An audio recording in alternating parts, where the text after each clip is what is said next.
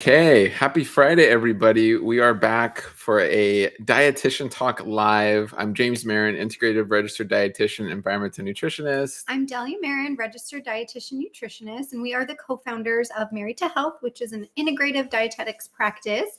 And all of us in Married to Health have our specialties, and we're excited today to have with us Karina Nava and Joseph Bartoloni. We'd love for you to introduce yourselves. Go ahead, Karina. Hi, my name is Karina, and I am a registered dietitian specializing in intuitive eating. For those who want to work on their relationship with food, I help patients work through that. Love that. Thank you. And Joseph, we'd love to hear more about you for those who don't know you yet. Yeah, thank you. My name is Joseph Barloni, and I specialize in nutrition for eating disorders and for people with gut health issues, and also kind of working with the gut-brain connection a little bit. Yeah, and with the eating disorders part, these are patients that might have a little bit more to work through than just the patients working on intuitive eating. Love it. Wonderful. Love it. And we also have on our team Vicki Shemmer. She couldn't be here with us today, but Vicki is our metabolic whiz. So Vicki sees patients for diabetes, high cholesterol, high blood pressure, weight loss. She is amazing with all of that. And we all do take a more integrative approach, and we really approach patient care with more integrative lens because we all want to meet everyone where they're at and personalize those recommendations. Totally. And today we're doing a live Q&A. So if you're watching this live on Facebook and or YouTube, submit your questions. We will see them live right down below in the chat. So you can put your question there and we will answer it live. We do have some questions also. So while others hop on and maybe you're thinking, okay, what's my question? Let me post it here. So you have a combined experience of well over 25 years here of being registered dietitians and, being in the field and talking to and working with a lot of patients. So feel free to ask those questions. We have some here though. So do you want to start with the ones right there, Dahlia, that we're seeing? Yes. I think this first one, I would love to get your opinions on. The first one that I want to address is respecting boundaries with others, eating differently in your home, right? We see this. So James and I specialize in plant-based nutrition. And so some of our patients are plant-based while their families, their children, their husbands are not. Or, right, Joseph, Karina, you probably see those who eat in a certain way that maybe their family doesn't. I'd love to hear your feedback, your opinions on how someone can go about navigating that and dealing with that without, I think when I have patients bring this to me, I'm so sick of making 3 separate meals, right? I'm plant-based and my husband does this and my kids don't want to do either of them. So how do you help patients navigate that and help kind of balance those? Yeah. So I could talk from eating disorder perspective because this does come up a lot because patients will get triggered when they're practicing like getting more variety of foods, and then their families will say something like, "Hey, I thought you went to a place to get healthy, and now you're eating like junk food," right? Which we don't really call junk food. Instead, we call it like fun foods, right? Like not foods you eat all the time, but foods you incorporate. Yeah. So a few ways like I tell them to address it is, basically what conversation do you want to have with this person? If it's someone who really triggers you, then just hey, like, I appreciate your feedback, but I don't want to have this conversation right now. Could be one way to address it. Because if not, a lot of times they'll just get stuck in a conversation and get, like kind of a lot more thoughts about it and actually end up in a worse spot. But then too, if they're able to address it with someone that they're closer to and they want to have the conversation with, they can, tell them like, hey, I was working with a dietitian while I was in the eating disorder center. So he gave me this food plan and I'm going to eat the way my dietitian told me. Hmm. Those are two basic ways. And then I would say the third way would be sometimes addressing it within yourself. Mhm. Like for example, I'll have patients that are eating out with like a bunch of friends or family, and I kind of tell them like, do you think it's a good idea to like tell someone, "Hey, I don't like that you're only having one bun on your sandwich," or something like no, that's probably something that you address in yourself. Like, "Hey, this this bothered me or triggered me, but this person is not doing it towards me. Like, they're doing their own thing. They're on their own journey." I Those love are that. If I could, yeah, that self, it's almost like that mirror, right? Or that like what you're doing to others, you're doing to yourself, which is so true. It plays into that like golden rule and the idea of just having that responsibility. And a lot of times, yeah, the critique we're giving to others, it's like it's very much goes back to old stories and parables and old ways of like teaching of like, oh, look at that splinter in your finger and in your eye. Meanwhile, you have a huge piece of wood stuck in your face, right? It's like you're commenting on everyone else's stuff when you have something even bigger going on. So yeah, I think addressing it in oneself and being conscious and aware and present to that's huge. That is universal for sure. What do And you, yeah, or Karina, we'd love to hear your yeah. perspective, especially as a mom or as someone who's worked with kids as well. And, maybe the boundaries are respected, but maybe everyone's just eating differently. But I'd love your Mhm. perspective on either side of that coin. Yeah, that seems to come up often, and I think the interesting part here are like some of the key things that Joseph was talking about is having an open communication with the family member, who's who you're cooking for. Like if you're the chef at home, or in my case, me and the mom. So talking about how can we make this work so that I'm not preparing three different things. And I think when we kind of narrow down or think about the nutrition guidelines, that there seems to be a lot of things in common, right? Getting more fiber, eating more plants, and maybe, for example, you have someone at home who is wanting to avoid meat, maybe thinking more like vegetarian, but then you also have someone else in the family who says, no, it's really hard for me to avoid meat.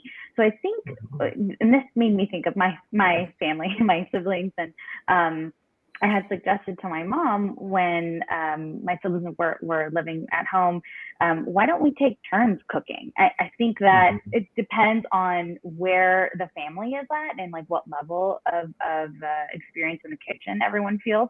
But I think this brought a really cool perspective in the sense that like my sister is sort of falling a little bit more plant-based, so like doing less meat. And so that was a change for my mom. And so I think that was a fun way to sort of lessen the load and a opportunity for like creativity. So like she would share something that is maybe vegetarian or more plant-based. And then I think that that can still be, when we feel like, well, this doesn't look like a traditional meal. I think if you are let's say like still incorporating meat, like then maybe you can find something else to kind of fill the plate so that you're not having to make totally different meals. For example, when like Thanksgiving, we had ribs as just sort of our tradition instead of turkey.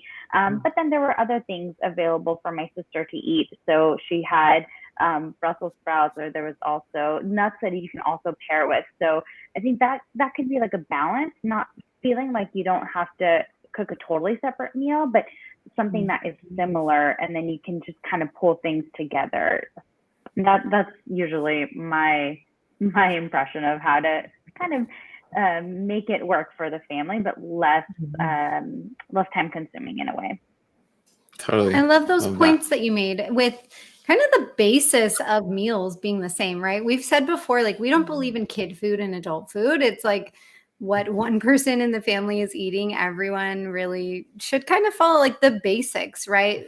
Everyone can consume a similar starch. Everyone can consume a similar non-starchy vegetable. And then, your protein is whatever you decide your protein is. And that can be maybe something that's a little bit different. But we have discouraged from being short order cooks, right? So really kind of focusing on those family-centered values. Like, okay, when we make meals, we have a protein, we have a starch, we have non-starchy vegetables. And, these are kind of our guidelines that we look for. And like we were talking about, really having that respect and reminding people, like, mind your own plate, right? I don't want you commenting on my plate. It's really none of your concern. And as parents, right, we can mind our own plates. Yeah. We always try not to micromanage our kids, right? Because that's going to just make that eating experience unpleasant. So everyone minding your own plates. As parents, we know we're doing our jobs by offering, these foundational parts of it and then leaving everyone at it. So Totally. We don't micromanage anyone at the mealtime. Love it. Great answers. So again, for those watching, if you have a question, we will answer it live. You can type it down below. We do have some others. What would be the next one that you're seeing, Delia? So we've gotten some interesting, like very specific questions. Some people are asking about kale and spinach. They have a lot of reactive chemicals we should avoid. That was kind of a statement that we were given. Right. My interpretation of this question maybe is someone's heard that kale and spinach might be high in oxalate, certain types of kale and spinach generally. Spinach is higher in histamine. Are we all oxalate intolerant, all histamine intolerant? We should certainly not be, right? A healthy gut microbiome can break down those compounds. But, I think it really, so that's my interpretation of this question. I'd love to hear the rest of yours. But I think that's when it comes down to like reactive chemicals. And, we'll talk about this more in another question that we got about food sensitivities, but that's my 2 cents on it. I think that's what that person's asking about, maybe oxalates and histamines. But have you heard anything like this, that patients have concerns for you all with eating greens or eating specifically kale and spinach? Sort of, more so along the lines of like this idea that iceberg lettuce or romaine lettuce is not as good for you versus some of these dark green veggies, right? And that's such a tough question to answer, because I want to give the love to all the veggies out there. And I think the best way to describe that is considering like your variety and how often you're consuming these foods. Because if you are only eating kale all the time as your green, then maybe you're missing out on some other powerful foods like purple cabbage or something like that.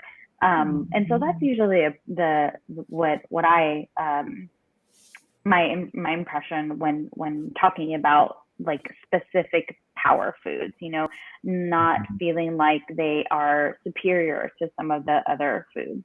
They all have a different role. Yeah. Yeah, I totally agree with what Karina said. It sounds like a more like blanket statement. And I guess there's so many of those out there now, especially with everyone being like a nutrition professional on social media and stuff. So I guess it kind of gives merit to what like seeing an individual dietitian means. Because if I had a person who was intolerant to oxalates, then spinach and kale might not be great for them right now. So I think it's more of like why are they asking this question? Like, are they actually having a reaction from it, or is it just something they heard? And like the way, right, like the way someone would post, like a dietitian would post about that would be different than like a one-on-one, like how is this food good for you, or is it something we may need to incorporate later? Yes. Yeah. I think it goes back to like context matters, right? Like in the context of things, it matters. Overall, generally, I'd say kale and spinach are great and healthy for you. And that's for someone who has a generally healthy gut microbiota. But as we shift in our society, I think we're kind of like shifting, like as it is with obesity and diabetes, we're getting to like a 50-50. Like we're approaching a place where it's like we're pretty much 50% of the population has diabetes or obesity or overweight. And then that does kind of correlate to GI problems as well. We're seeing more and more people have GI problems rather than having a healthy gut microbiota to properly digest food. So all this context matters. But at the end of the day, yeah, that individuality, having that context is key for sure. And I like what Joseph brought up with everyone out there trying to claim they're nutrition professionals, right? We see these like Dr. Dietitians on social media, or these health coaches, or these other people claiming like this is poison, or, you know, this is the best way to eat. We are plant-based. We cater to a plant-based population, James and I in particular.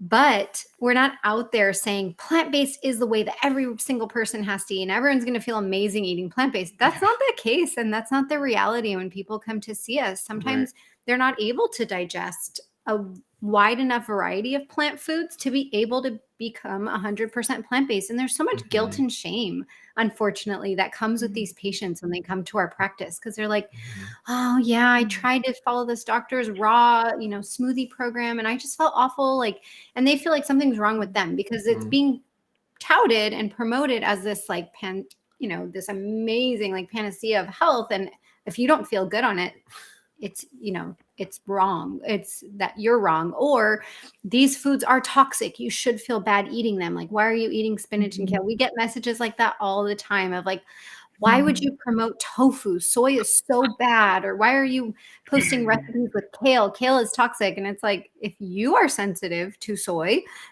because that's something that you're maybe intolerant to or allergic to, or, you know, again, maybe you're reacting to it for whatever reason, that doesn't mean that everyone can't eat that food. So again, it kind of goes back to like minding your own plate, but it is an interesting time where, yeah, there's a lot of opinion out there and there's a lot of people saying what's toxic or this person said reactive chemicals, or, you know, things like that. A healthy gut microbiome should be able to digest a wide variety of foods, and there might not be one single way of eating that fits for every single person's gut and their palate. Totally. All right. Cool. Next. Let's see. Thoughts on supplementing green powder. So this is a question someone submitted. Excuse me. Thoughts on supplementing green powders. And we know there's quite a few green powders out there. I see them all the time talking about like Instagram, or, you know, on a YouTube commercial, or even you see some on like normal television commercials. So anyone can kind of chime in. Thoughts on green powders. What do you guys think? Are any of your patients on them pretty regularly? No. I've never really came across a patient to where they had to use green powder, because most of the time I'll encourage them to get it from Whole Foods, because, you know, for a variety of reasons. The green powder, like how much nutrition is it retaining, how much of the antioxidants is it retaining, you know, a lot of things, like how it's processed. So I do like to go Whole Foods first, and I've never really had a patient that has had a big enough problem with that to go to green powder. Love it. What about you, Karina? Yeah, I feel like I did have a patient a few months ago who had asked me about green powder, and I forget what brand. I mean, there's just so many brands out there nowadays. And for her, I mean, I think this goes back to what Joseph was saying about like individual type of work that we do with our sessions, because she was getting free lunch at work. So she didn't want to miss up on that opportunity, right? Like trying to save money for a wedding. And I think she was trying to find a way to add some more substance to her smoothies. And going grocery shopping was just difficult for her. So so we had talked about some of these like emergency type ingredients to keep at home, like frozen fruits and veggies and things like that to add to her smoothie. And so she just felt like she really enjoyed adding that scoop of greens. She just felt like it really met the needs that she wanted, in terms of not being able to get veggies like later on in the day. So that's a conversation we had, and again, I think that it just sort of depends on each patient. Of course, I'm all about getting greens first, right? Like from your plate, and actually crunching and munching and feeling that fullness from your veggies. So in this case, I think like my role was just supporting her and guiding her to choose a green that was at least better than some of these other ones that were on Amazon. So that's sort of the role that I took, supporting what she was asking for and guiding her that way. I love that. And yeah, I mean, to give some insight on green powders, I mean, to kind of both your points, it's yeah, like if we're in the realm of green powders and we're supporting our patients and they're really set on like, hey, I really want a green powder. Okay, in that realm, yeah, you want to look at like good manufacturing processes. You want to look at, transparent labeling and making sure, because look, when we're manufacturing something, a whole new set of variables come into play, right? It's like the processing facility, where it's coming from, when it's being harvested, how it's being. So that I would, from my latest research, or when I did do research, it was freeze drying, right? So ideally, they should be freeze drying the vegetables to try to retain, or the greens, whatever the greens are, to retain most of the nutrients, and then they're essentially grinding them up into powders. And yeah, some brands are adding preservatives, and it's this whole notion of how long is that green bottle or green powder bottle sitting on a shelf somewhere or sitting in a shipping container. So it's like all these factors the average person does not think about. And I think many feel like, okay, yeah, I don't have time to go grocery shopping. I don't have time to eat all these greens. I'm just going to do the green powder. And so that's definitely not the case. So we can definitely clarify that and say, look, there's no way fresh, especially local, or if you're growing it or from the farmer's market, those greens are not going to be equal to the green powder 100%.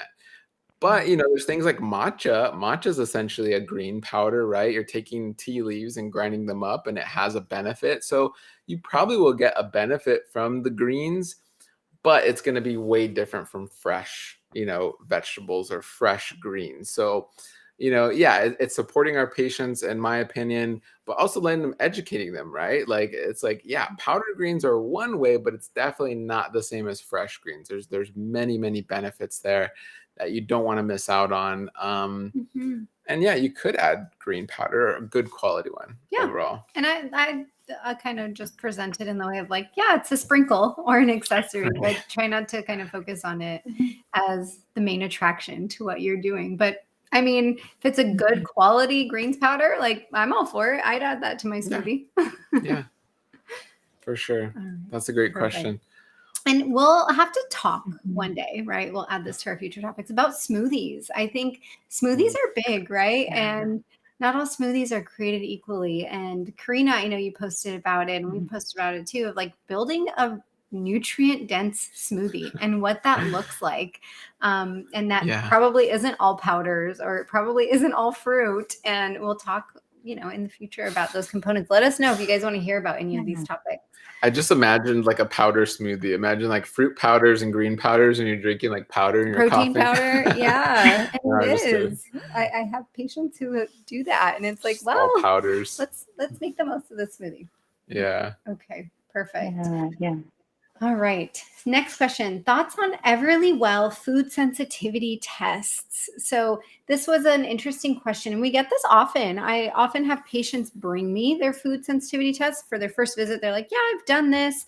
And, I did this with another practitioner. I ordered a hair sample test, or I did like a little finger prick test, and it was an at-home test. It's a food sensitivity test. And oftentimes patients come and they are following those guidelines, and they want to hear my opinion, or they want to say, okay, I've avoided all these foods for a long time. Maybe it was a stool test that told them that. What should I be doing with this? Should we retest to see if I should eat these foods again? There has been so much buzz around food sensitivity tests lately, good and bad. I think we've really brought to light in the last couple of years that food sensitivity tests are not a good measure of what foods you might actually be reacting to. Because we know you can have IgE allergies, right? They're immune-mediated allergies, where a certain part of your immune system is reacting to that. So our IgE antibodies. And then you might have an IgA intolerance, right? Where your mucous membranes, the immune system that's living there, it's maybe reacting to that food. IgG is not really a reliable source, and it doesn't necessarily speak to like significant intolerance of that food. When we're looking at IgG antibodies, it's really just an immune memory, not even an adverse reaction from your immune system. It's a memory that you've eaten that food, and really that tells you that you have leaky gut, right? Intestinal hyperpermeability. Our guts are slightly all permeable, right? There are certain compounds that should flow freely in and out of the gut from gut to blood. And all of us have leaky gut to a certain extent, but it's almost like a very heavily layered fence, right?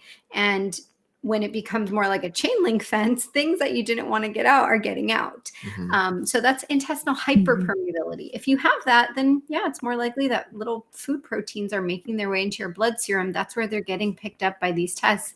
Doesn't mean the food caused that. It just is there, and it was picked up on by the test. So that's my opinion. And I've shared with you guys, I've worked before with, functional medicine clinics and naturopaths, and I'm not hating on them at all. So please don't take it that way. But back when I did that, like maybe 4 or 5 years ago, and I was working there, they were really big and they were really pushed on patients and recommended as like, this will solve your problems. And, some practitioners might order like MRT tests or LEAP tests. And I just saw it cause a lot of food fear. So that's my opinion. Yeah, I mean, to kind of chime in on that, I mean, yeah, it adds to the surface, but it doesn't go in depth. And as an integrative practice, I mean, that's our goal, is to kind of dive deeper, right? It's like, great, you're sensitive to these foods. What's changed? Like, what now? Are we going to avoid all these foods? And then what? You avoided these foods. And what typically happens with patients we've seen is they go, oh, here's my food sensitivity test. I'm going to avoid all these foods on my test.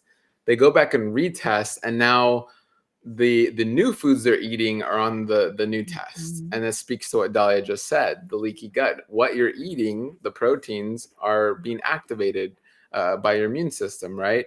And so they're like, oh my gosh, well, I stopped eating those other foods thinking it would help, and it's actually getting to the root of the problem. They started eating new foods. Now they're sensitive to these new foods. And this is how we get to some patients who are like, I can just eat 5 things. And it's a result of kind of like what they're feeling, but also what they're seeing. And if you see something enough and truly believe it enough, it becomes a reality, right? So it becomes a reality, and that is very, very powerful. So like Dahlia mentioned, these food fears and this almost like this manifestation of what you're seeing into a reality all plays into their health and wellness. So we like to dive deeper, and it's really speaks to like fixing that hyperpermeability and getting you back on track, getting you into that healthy space. But yeah, what do you guys? What are your patients telling you when they're asking about food sensitivity tests? So from my experience, most of it is like they want a black and white answer. Like, I just want something simple to follow, and like, tell me what I'm sensitive to, tell me what I'm not sensitive to, what foods can I eat, what foods should I avoid. So it's coming from a place that, like, I just like, like a good place. Like, hey, I just want to be healthy, and I just want to, enjoy foods. But yeah, I wouldn't recommend it. If a patient brought in the test and like showed it to me, like, that's good. Like, it might, like Dahlia said, it might identify leaky gut. It might be helpful for that. But I do think it's unnecessary in most situations, definitely. And from the eating disorder perspective, definitely it just leads to, more like wanting to restrict more and more foods. And like even like the getting allergy tests that aren't updated as well. I've seen that as a problem as well, like the same kind of thing where it's like, hey, I got this allergy test 15, 20 years ago, and I'm allergic to all these things. And then it's like, oh, well, maybe you should get it updated. Like, Yeah. But yeah, I think it's just overall, I do see it causing more food fear than solving the problem they want to solve. Yeah. So I think we're all in consensus. We're not fans. Not fans. Yeah. Spend that money because they can be pricey, right? A couple $100s, whether Right. they are stool tests that are estimating this for patients, blood tests, hair tests. They can be pricey. Maybe spend that same amount on 1 or 2 visits with a dietitian, or maybe more. Yep. Okay. Yeah. Wonderful. I think, I like what you said, Joseph, too, like a 20-year-old food sensitivity test, or like some of the allergy tests, and people are relying on it, and it's out of date, right? You should be getting updated testing. So that's such an important message. It's like, it reminds me of like relying on a 20-year-old's physical, right? My physical fitness is where it was 20 years ago. Yeah. It's like that's not always the case for people, right? So it's like getting an update, checking in with yourself, knowing what's going on, and these tests can be really helpful with that, and in the right context, in the right place. But yeah, it's not a one size fits all. And speaking of changing gut health, our next question that we have is reasons why kids may become picky eaters. And this can kind of play into, right? We're talking about gut health and food preferences and things like that. But one of our last questions that we have, reasons why kids may become picky eaters. We'd love to hear from you guys. Yeah, I'd love to share some thoughts because before having, let's see, testing. I think we might have lost Karina for a second. can Let's see. Now we can. Am I back? Yes. Oh, okay. Yay. I saw the little pop-up message that said error with the connection. But anyway, I was chatting about how I worked with kids, having my son Leo. Very interesting perspective now that I am, seeing things firsthand. But I feel like what happens is with purees, you're offering them wholesome foods to kids. And then they get to the age where they start to eat table food. And you talked about this, Dahlia, with like marketing that's out there for kid food. I think that can be the way our kids' palate and nutrient needs, because highly processed, they're high in added sugar, high in salt. Of course, your kid is going to want that. Of course, your kid is going to say, "No, Mom, I have fish or chicken for dinner, or a salad, or whatever it might be. I want ice cream. I want the donuts. I want the cookies, or I want or something like that." It definitely, what we're seeing is that like need for these foods that are intense. Yeah. And yeah, I mean, we've seen that. I mean, that was big for our daughter, of like, when she was younger, especially under the age of 2, is like none of these really highly processed, highly synthetic flavorings and additives, even if it's just a high amount of salt or sugar, even if it's like organic. And I think this is a big controversial topic of like, well, it's organic coconut nectar. It's healthy. Like that's the good stuff. It's like, no, even the organic coconut nectar or organic agave syrup, or what else? Even organic maple syrup, right? It's still a very concentrated amount of sweet for a very young palate. And that has definitely microbial altering and just taste bud shifting, altering as well. Big time. Those synapses, right? Those connections they're making to food can be altered heavily at this time, and you're setting up for that for sure. So very important. Yeah. And I think as parents, it's important for us to check our own pickiness. I can't even tell you how many like friends, family members come to me and they're like, "My kid is such a picky eater. I wish they would eat like Layla." But then when I'm present around mealtime, and I don't come with judgment, it's just something that I notice, but I will hear the parent being like, "You don't like that. Ew, I don't want that. No." And so if this parent is really speaking about all their things that they're picky about, and then micromanaging what they expect the child to be picky about, or reminding kids, like, you didn't like that last time. Like, why are you reminding them that? Like, they're open to trying it. Just let them be. So I think it's really checking your own pickiness as a parent or a caregiver and understanding, do you have a bias coming into that meal? Do you not enjoy eating pinto beans? And now you're telling your child that they shouldn't eat them either because you don't want to make them because you don't want to eat them. So I think really understanding those roots as well and how that might play into some of that language that you've created for yourself around those foods and maybe what you're projecting onto your kids. And throughout Layla's life, I've been very hyper vigilant about the language that's used around her food. And I am not shy to like check people, right? So anyone who's involved in the way that my daughter eats, I'm not shy to ask them not to tell her that she doesn't like something or that she doesn't need to finish her plate. Layla was eating a meal with a family member recently and they wanted her to finish more. They didn't feel like she had eaten enough. And we never really have to encourage Layla to eat. She just likes to eat. But they tried to tell her, well, you're 6 years old, so you need to take 6 more bites. And she was like, my parents don't do that. Like, I'm not doing that. But that might also play into that pickiness where you're just not only micromanaging that child and not minding your own plate, but you are now making that meal unpleasant for them. They've respectfully told you they're satisfied. They don't want to keep eating, but you're insisting like, no, I know you can take 6 more bites. And, if James ever came to me and said, I think you need to eat 3 more bites, I'd be like, what? No, I know when I'm satisfied. And I think it's teaching our children that we respect their intuitive ways of eating as well. And they intuitively don't feel hungry for that meal or whatever it is. So, as caregivers, we set these guidelines where maybe we have a guideline that we sit when we're at the table.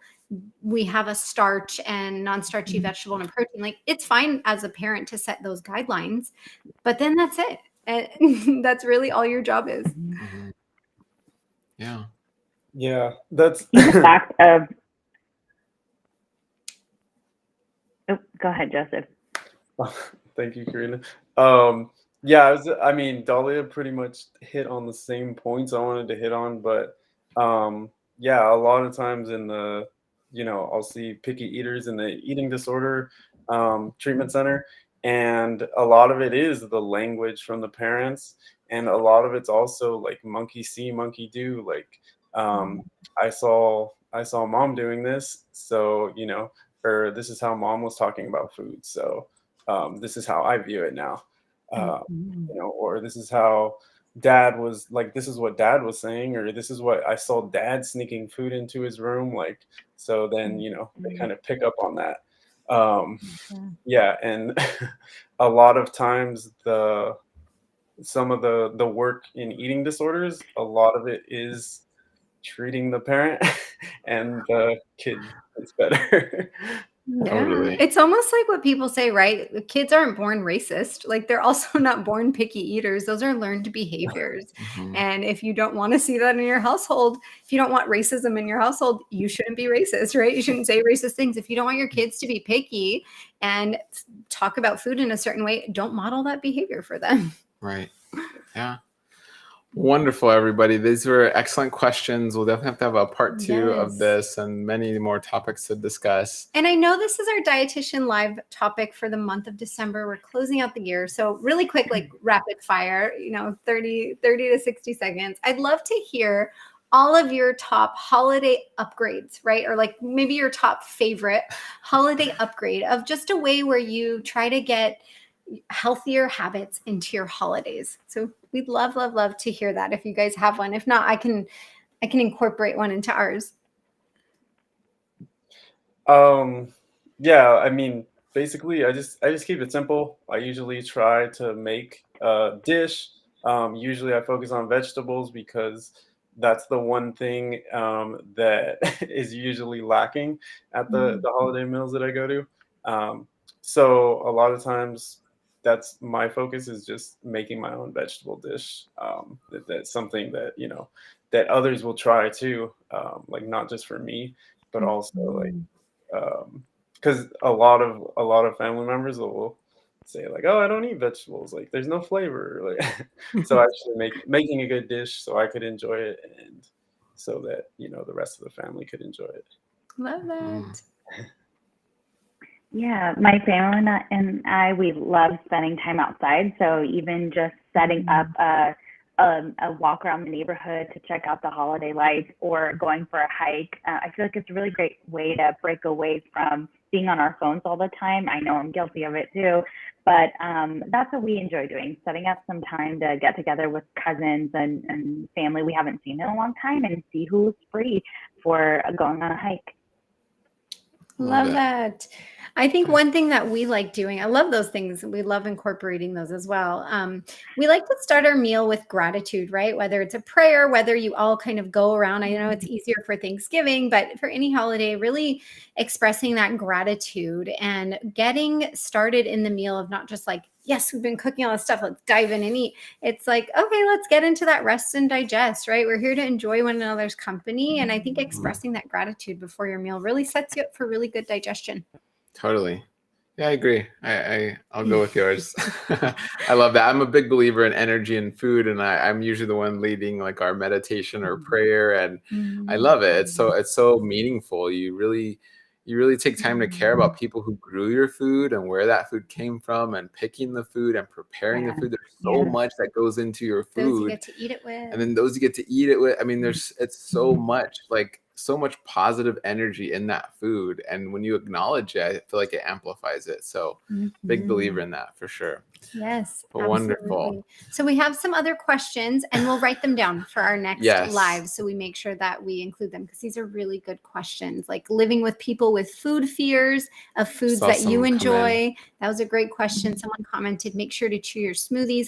So we're writing these down and this is definitely not going to be our last dietitian live. So we love these. We could talk for hours, but we all have lives to live, you guys. All right. So guys, if you're watching this, you can visit marytouth.com to make an appointment with any one of these amazing dietitians you've seen today.